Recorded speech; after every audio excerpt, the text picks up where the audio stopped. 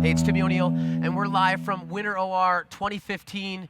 We are back in the room, back in the place that made me who I am, which is on camera with Jimmy Chin right now. Sitting next to me, Jimmy Chin, known for his audacious outdoor events, skiing, climbing, also known as an epic photographer around the world. But Jimmy, when people ask you, you have the dream job, that you're this guy who's living this life of excellence. How do you describe what you do for a living? Actually, the simple answer is usually I'm a photographer.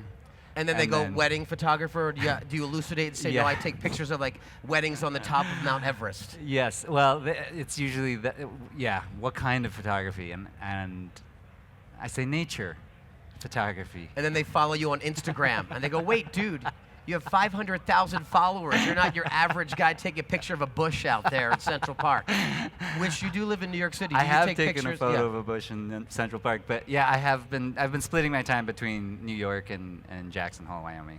And you're on the road a fair bit. You're traveling around.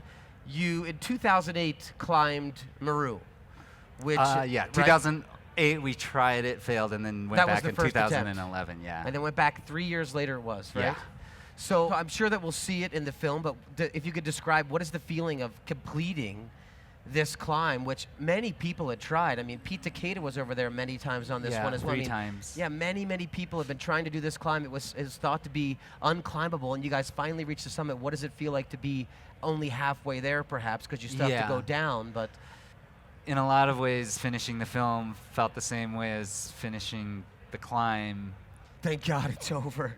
A little bit, but Yeah. you're a little bit sad, and you also want, you're already starting to think about the next thing. Yeah, well, like, you're so what's next, focused on, and it's taking all of your energy, all of your psyche, all of your physical action yeah, it's as like well. there's like Creates a vacuum or a void, vacuum, right? for sure. So as far as having a following, which you Yeah. do, I mean, people look up to you. They go, wow, that guy's got a really cool life and great lifestyle.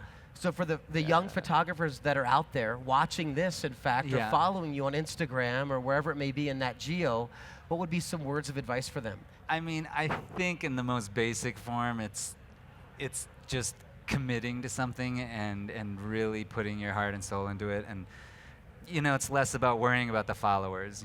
It has to come out of the work.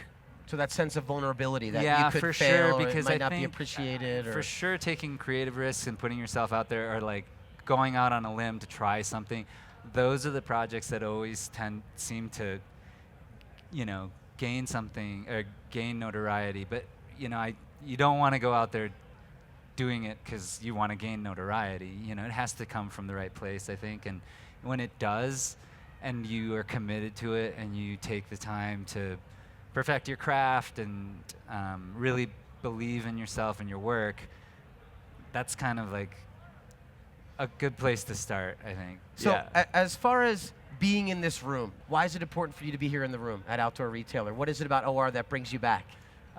It was from this trade show that Conrad asked me to go shoot my first photo shoot for the North Face with him, and that sent me on my path. So it's almost overwhelming because so many people are here. Well, Jimmy Chin, thanks very Awesome. much for you being here. Timmy. Good luck with the film premiering at Sundance in just 2 nights. Jimmy Chin, great to see you. This is Timmy O'Neill signing off live from OR Winter Market 2015. See ya. Cheers, dude.